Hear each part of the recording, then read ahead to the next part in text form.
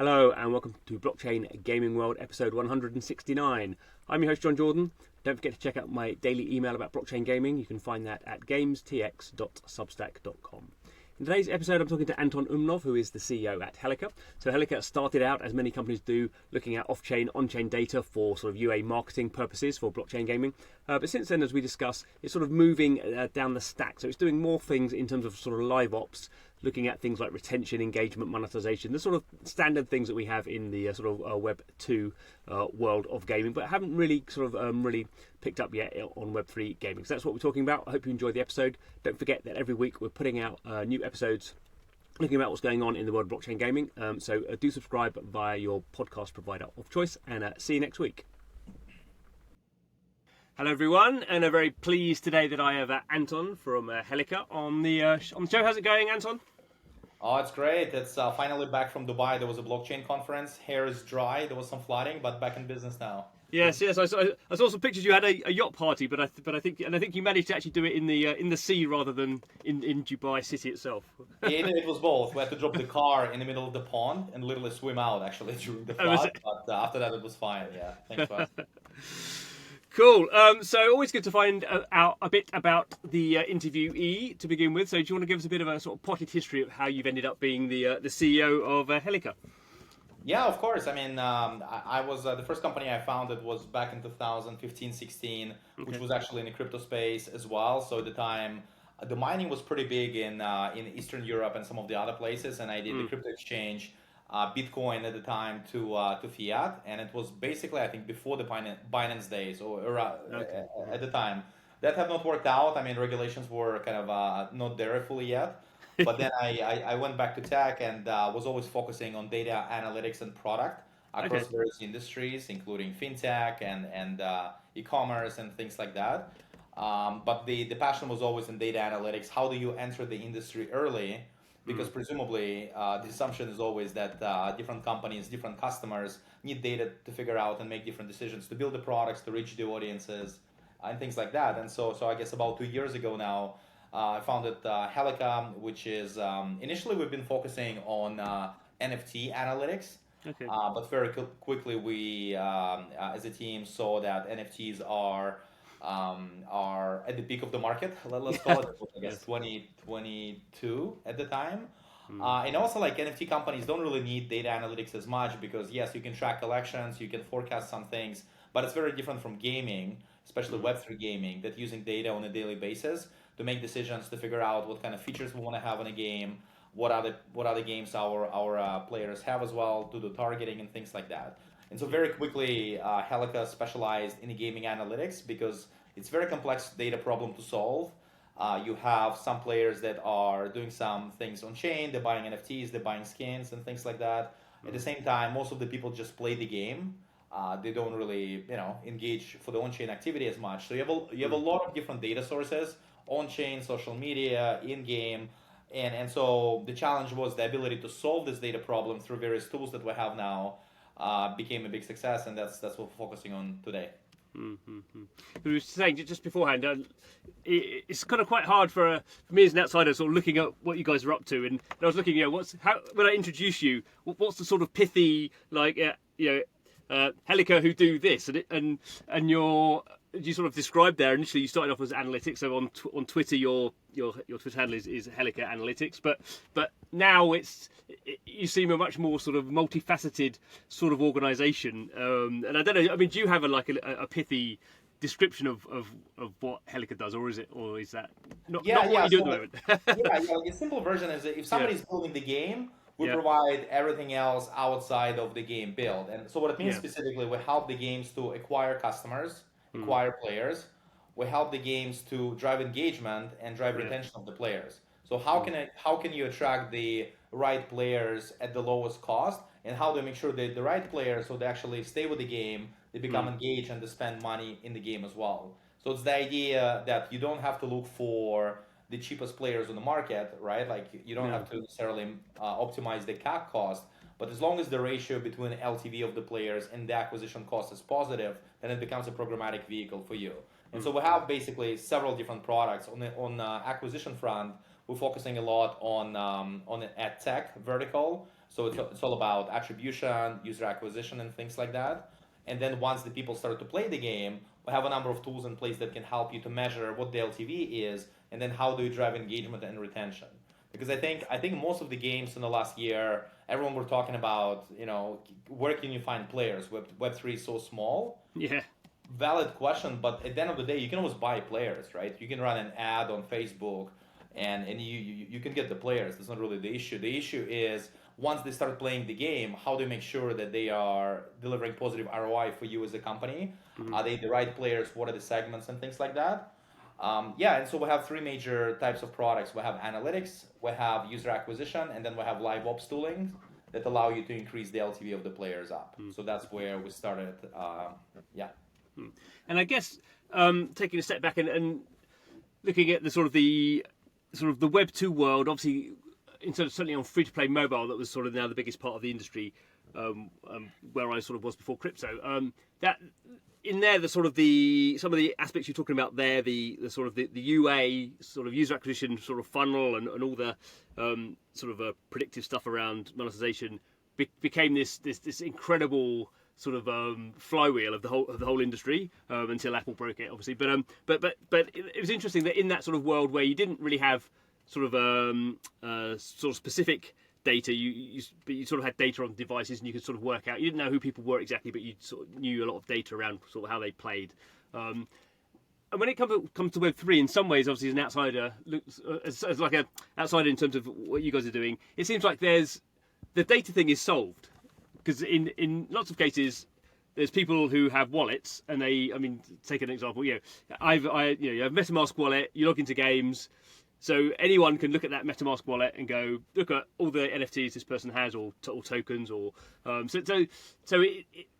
why is that sort of analytics? In some ways, it would seem much easier because there's so much more data out there, and in some cases, not only do you have the wallet data, in some cases, I as a user might log into, say, a game or a platform or something. I might put my email address in. I might attach my Twitter.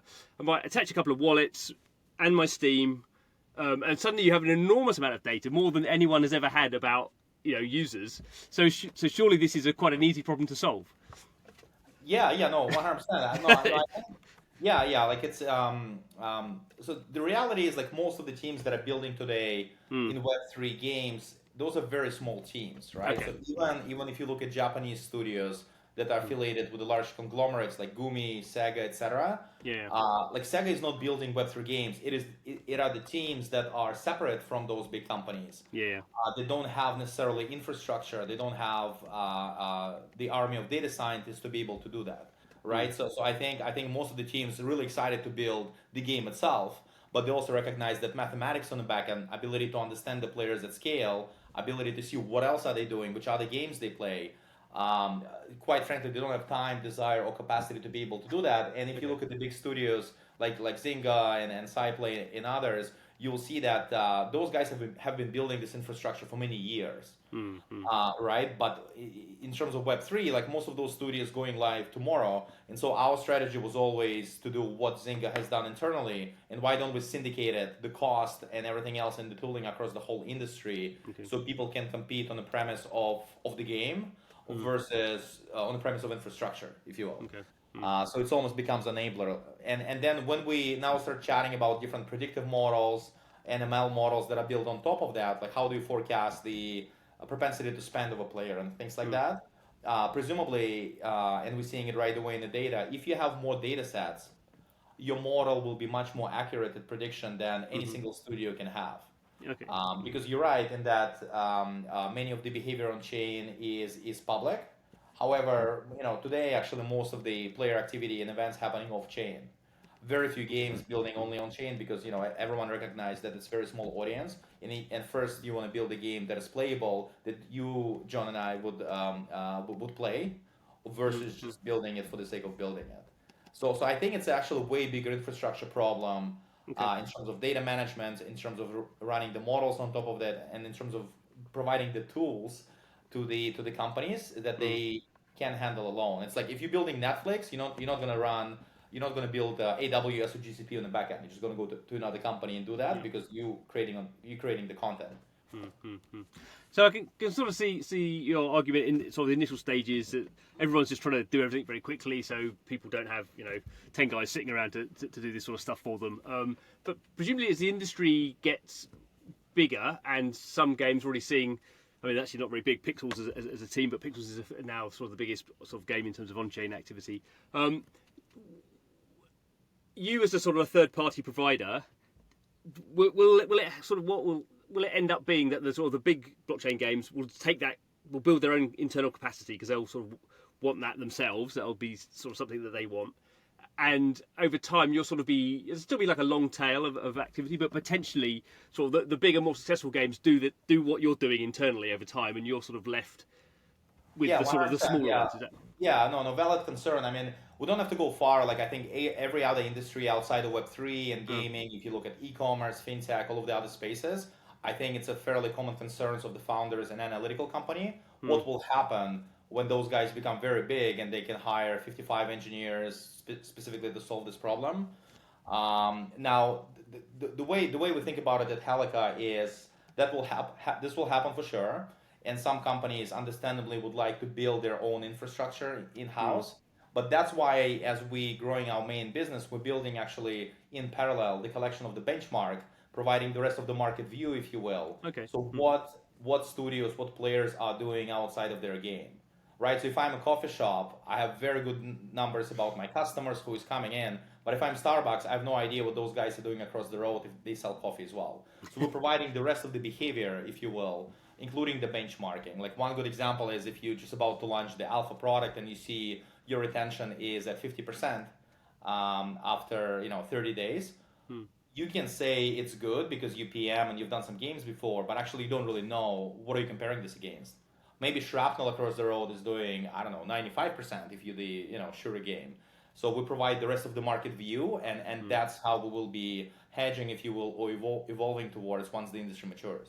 Mm-hmm. And it's sort of interesting. You mentioned a couple of times that you have these sort of different sort of parts of the business, and one of them is liveops, which and liveops is saying, going back to sort of free to play mobile. Liveops is now very much what makes a game successful or not. So I think for a lot of teams obviously they'd be very big teams, but that would be sort of the whole point of the game would be liveops. So first sort of question, LiveOps is normally very specific to a product. So how you as a sort of third party, how have you found getting into a LiveOps sort of thing where you are sort of part of the development process to some degree, which is sort of quite different to analytics. And how do you think that part of the business progresses over time? No, you're exactly right. So I think V1 for us was analytics. That's why internally we call it like foundational analytics. Okay. So it's foundational. And then we moved to ad tech, and now we're moving to live ops. Now, live ops is a very big word, right? It's kind of like saying you work in finance, like what do you do exactly, right? There is tellers and things like that.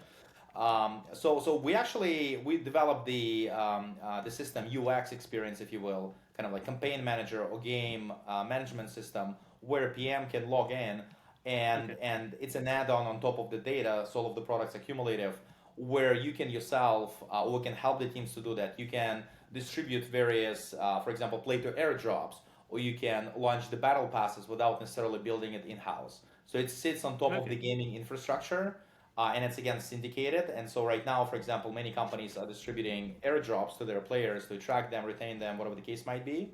And so it's actually one of the most popular products that we have. Because again, if I'm a game studio, I'm concerned about the game. I'm concerned about making sure community is happy, making sure players are coming back. Like, I don't want to build a system to distribute the points depending who the player is. I can probably, but speed is more important than building it themselves. Because many of the games that are launching today, for them to be able to survive and to grow, all of them are thinking about the studio model. Right? So yes, the game is launched, but instead of building infra, why don't we launch other titles? Why don't we develop a chain to drive more developers on it? And that's a big part for us. And that's why in parallel to all the toolings that we have, so if you're building the game, Helika is everything else. We're also focusing a lot now. We launched what we call Helika Accelerate, which is very quickly becoming the distribution platform where multiple studios coming in the earlier stages, and they don't really know which chain to work with. They're raising the money. they launching the token and things like that. So effectively, it's becoming a distribution platform for us where we can start working at scale with different chains who might be interested to bring developers and players on board.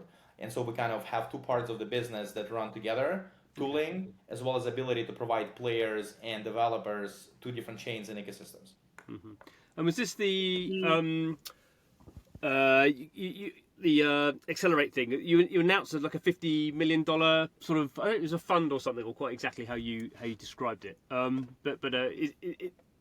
Is that sort of part of you becoming the part of the general gaming ecosystem? Because it's that's not what I'd expect. An analytics company is probably not going to be funding development. Yeah. So our goal, our vision is to do everything. Okay. And I'll clarify what everything means. Yes. Except building games, right? Okay. So we're effectively a publisher without owning or building IP on our own. Okay. And so we're really focusing on three main problems that exist in the industry: infrastructure, analytics to run the games, to make sure people love the game and come back. The second problem is how can you find solid developers and bring them to Web3? And the third one is where do you find the players? And I think the Helika Accelerate program that we have, which will be soon productized, is solving the last two pain points. Okay. And in conjunction with tooling, we think it becomes kind of unique mix that can help different chains to differentiate, different publishers to differentiate. And I think it's bringing us in a winning spot, but complementary spot without competing with different studios and games, because we're not in that business. No, exactly. I mean, generally, how do you see the sort of blockchain game sector at the moment? Because obviously you're sort of doing deals with a lot of these sort of high profile games, and I'm sure talking to a lot of other ones as well. Do you? It goes through certain phases, so it sort of depends on a bit what's going on, sort of crypto sentiment and stuff. And I guess we had play to earn as a big thing, and now we're in the middle of hopefully coming towards the end of a sort of play to airdrop or something sort of thing going on there. Do you think the industry is becoming sort of more robust and understanding, or is it always sort of another bunch of learning stuff to come in, and you sort of sometimes get the impression that people are getting over focused on sort of the I guess it's like marketing or the sort of the way to engage players seems to sometimes be more important than actually spending time making the game. I just wonder sort of what your view on that sort of stuff is. Well, it's the fine balance, right? Like, I mean, many of the games, like I don't know how engaged you are with the Web3 gaming space. I mean, there's some different like cool games, but and I'm not like professional gamer by no means, but I just judge it by myself. Many of the games I just personally won't play just because it's like, why would I? You know, like I play computer games, but many of the Web3 games, they definitely at kind of V0 stage. V1 stage in terms of kind of traditional gaming plays, and I'm an outlier for sure because I don't play the games every day. But if I play, I used to be semi-pro in Counter-Strike as an example. Okay, so I like those type of titles. But I think it goes hand in hand, right? Which is games is all about fun. Doesn't really matter everything else what's happening. It's all about fun. But also I do recognize, and we see it on the market where in specific regions of the world, it's also about earning money, right? Or getting rewarded for your time. So depending where you allocate it and who you're targeting. And so if the game is fun, it's actually much more easier to deploy any engagement tools, any liveops tools. But the thing is, whether the game is fun or not fun, you can actually use those toolings that we provide to still be able to increase LTV of the customer. If the game is fun, you might be spending, I don't know, 5 hours a day, but nobody tells you cannot spend 7 in a game, right? So I think it's a win-win for both combinations. Mm-hmm. And what's your sort of gut feeling of, could you on size of audience? Because you sort of mentioned before, sort of in passing, you were saying, there's not really any. Everyone's trying to find players, and you were saying there's not really any. I don't think there's any problem in finding players. You sort of do, you just do the right marketing. Whereas other people would sort of say, it seems like, we've got the biggest game, Pixels has got, however many bots, I don't know, but 900,000 sort of daily active unique wallets. There's a bunch of other games, so probably the audience maybe for these sort of games at the moment is maybe I know a couple of million at most, sort of thing. And again, you can never tell how many bots are in there. Is it would that sort of line up where you with what you're sort of seeing in the market, or and how quickly do you think? Go back to your first sort of assumption that if it's just about marketing, then why can't we just market and get 50 million people playing these games? Well, it's just to be clear, like it's hard to find profitable players for the game. Okay, profitable players. What I mean by that is you can run an ad on Facebook right now, and you can buy the players. It's like, hey, I'm gonna give you $5 if you try my product. Yeah. And the question is like, how much friction, how much money, what are the acquisition costs, what's the CAC to be able to do that? So the issue is that LTV is way lower than the CAC in many cases, especially in the light of all of the advertising changes. But at the end of the day, like I think most of the studios right now, most of the games right now we're working with, I mean, they're building solid games, but for them it's almost like a test ground. Let's launch the first game. Let's target US, APAC, other regions. Let's see how they feel before we're gonna go to traditional gaming side. Because at the end of the day, I mean, you need to have like if you have a product in tech and you come to raise the money and you say, hey, I have 20,000 users, like you won't be able to raise money, right? Yeah. Uh, Well, yeah, depending on how much they were spending. I mean, yeah, because one of the things about blockchain is you could say I've got 20,000.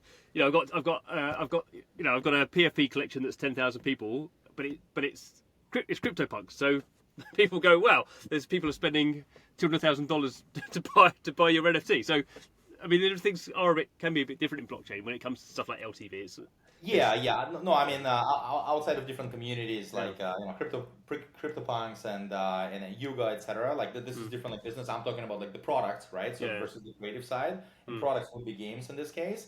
If we look at our customers, I think actually many of them are getting ready once they feel the game is in the right spot. I think many of them are ready to go to traditional acquisition funnels, traditional paid ads. Like the bigger studios, like if somebody raised 50 million or 100 million dollars, they're not going to ship out the product on the market without making substantial revenue, right? That's why sometimes the development time is a bit elongated, they're a bit pushed out. But I think most of the studios, at least we work with, they do recognize that you need to obviously build community around the game and making sure that people love it, but they also will be going mass market sooner than later because they're for-profit companies and they're looking to make profit.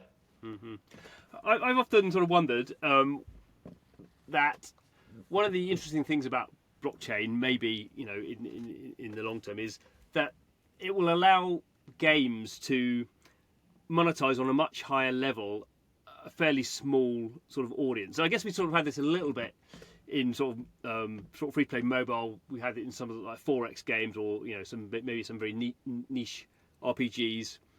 Where they're not sort of well-known names. They may only have like 1 million players, but they can sort of get $200 out of every player average or something like that. And often with blockchain, obviously, because you have these different sort of assets and tokens and stuff, I imagine you could have a quite a profitable game with maybe 100,000 players, just because they're really into it. And obviously the dev team wouldn't be very big in that size, but in that sort of situation. But is there anything you see on the actual analytics side where instead of going to people and go, we're going to build a mass audience where actually the sort of data you're getting means you can actually just build a sort of very bespoke campaign, and obviously, as you say, focus on LTV rather than CAC, but to sort of build something in a way that we haven't really seen in gaming before. I don't know if I put that question very well, but I don't know. Yeah. Well, I mean, yeah. So I think for sure. Yeah. And kind of related to this, I think, like the way we look at it at the gaming is how kind of like Telegram and Anton looks at the games. Like I don't know if you saw the recent announcement from Telegram. I don't think UK is geo-fenced on their new features. US is definitely is. I'm in Canada, so that's really touched me. But I think the way kind of like bigger companies, how they view the games, it's basically apps, right? And you can have your normal apps, your, I don't know, dating apps, and the games as well. And so I think what's interesting here is what Helika is building is specifically on the live ops side. It's applicable more than to gaming. If you think about any app, like let's say there is like Stepan and any other kind of fitness apps, the way they run the apps on the back end, it's very similar how games are run, in the sense that you need to understand the audience, the segments. If you want to get 2 health points, I get like 5. So you still need to run all of those tooling. So I think what we're focusing on is actually bigger than gaming. Right now, gaming is the focus. Okay. We're definitely testing it out. But I think moving to the traditional gaming side and on the DApp side, when this market kind of takes off at scale, I think that could be interesting. And also, depending on the region, creativity varies because of regulations, I find. Okay, yeah. So, for example, like in Asia, depending on the market, but some can say it's more or less regulations. But if you look at the early companies that are building right now, and you usually work with the companies about 1 year before a game is actually launched, so Okay. we have a good view what's coming.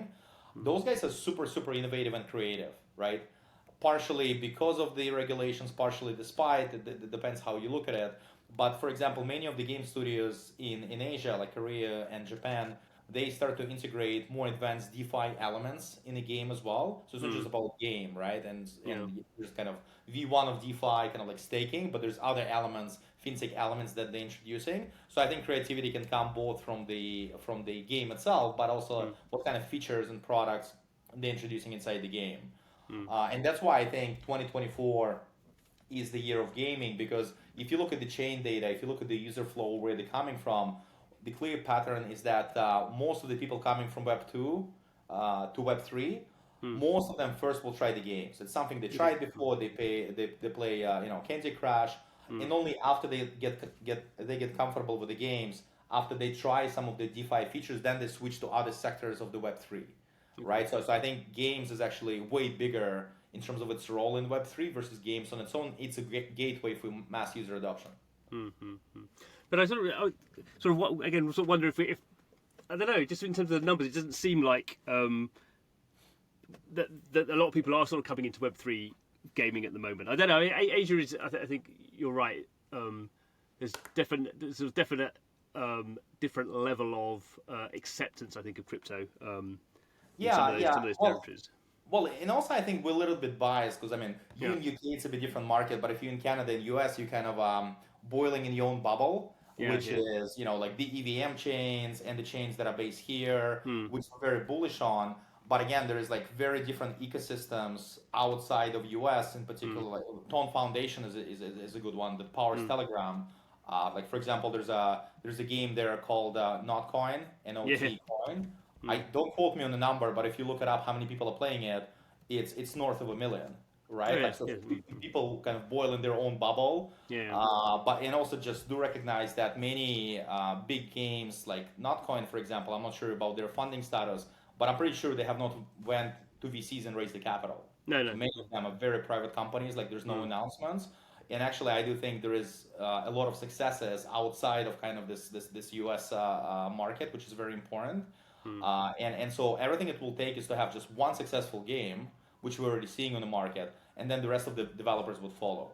We already work with the big traditional studios today, like Ubisoft, and they're building actively the games that we support in Web3. Yeah. No, it's a good point on the Telegram stuff. I think Telegram is very interesting, but in a sense, it's sort of Telegram's interesting because obviously it has 500 million users, 500 million users as a messaging app, and then it's had games in there, and now you can put Web3 games in there as they integrate blockchain into them. I mean, it's a very different approach to download and have MetaMask and go through that sort of approach. Yeah, which is so people much were more talking feature. about account abstraction for like years. How we onboard the users, and there's a whole bunch of companies that are doing a great job in this space. But when you think about like Telegram, just to finish off this example, they have 900 million MAUs, monthly active users. Not all of them would play the games, but I'm pretty sure a significant share of these people would play. And so when you think about user onboarding, I mean, you have a whole bunch of games now if you go on Telegram that you can launch in your messenger right away, and it's instantaneous UA. It's very viral. You share with the friends, etc. So I feel like UA problem actually will be solved very quickly.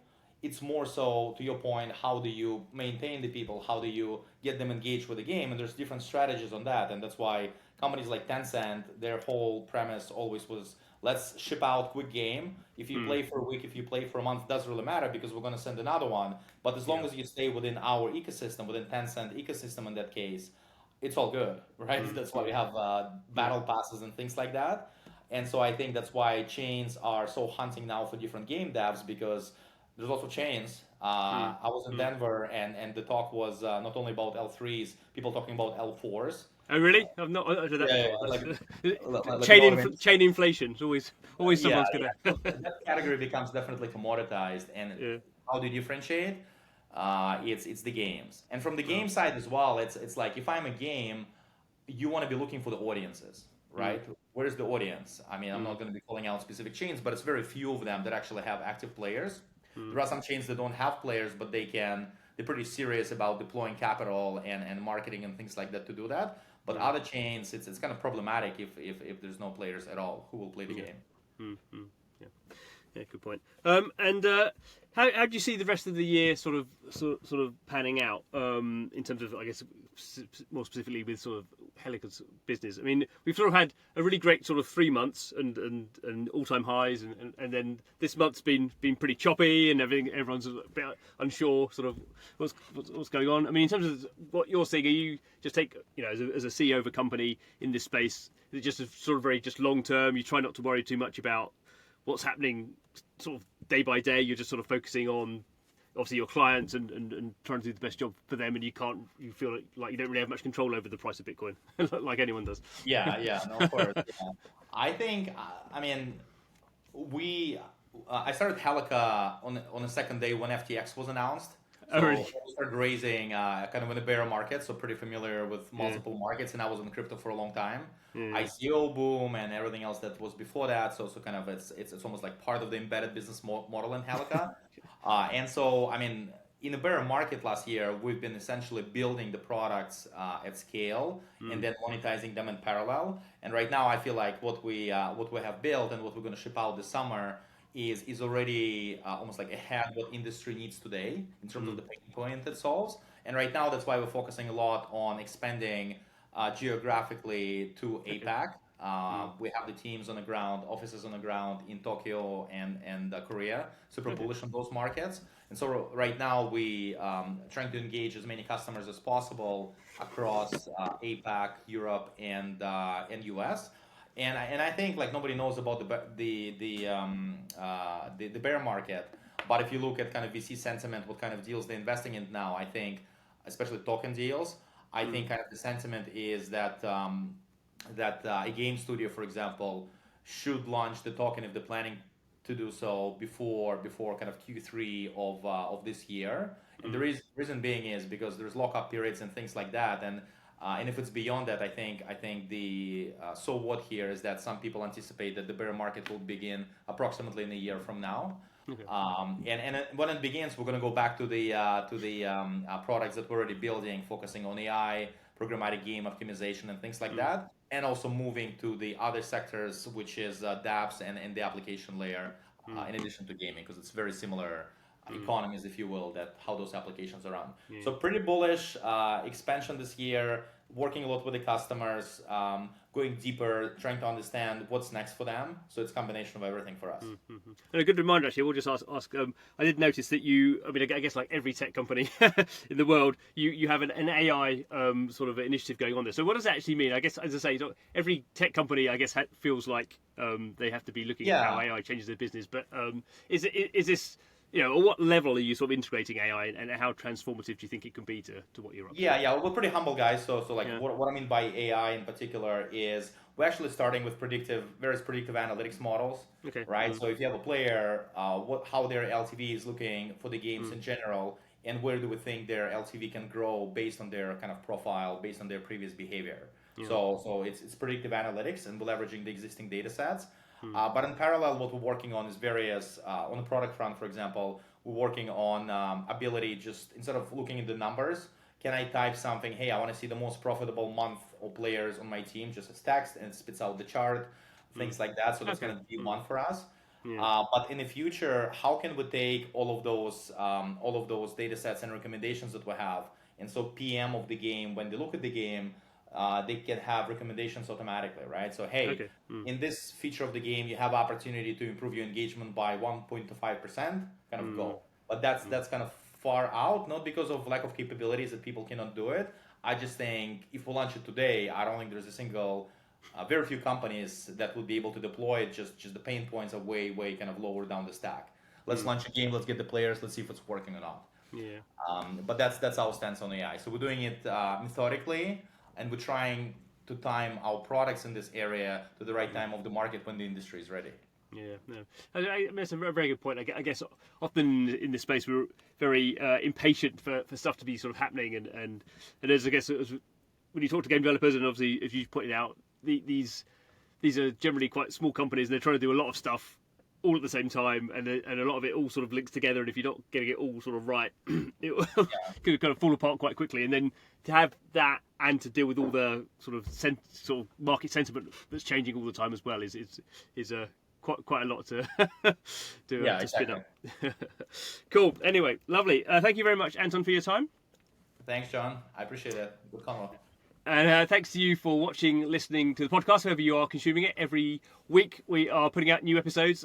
So much going on in the world of blockchain gaming. So we have plenty to talk about, plenty of big products coming, as we sort of alluded to in this, and always loads of sentiment happening as well. So I hope you're subscribed, obviously, and I hope you're enjoying them. And we'll see you next time. Bye-bye.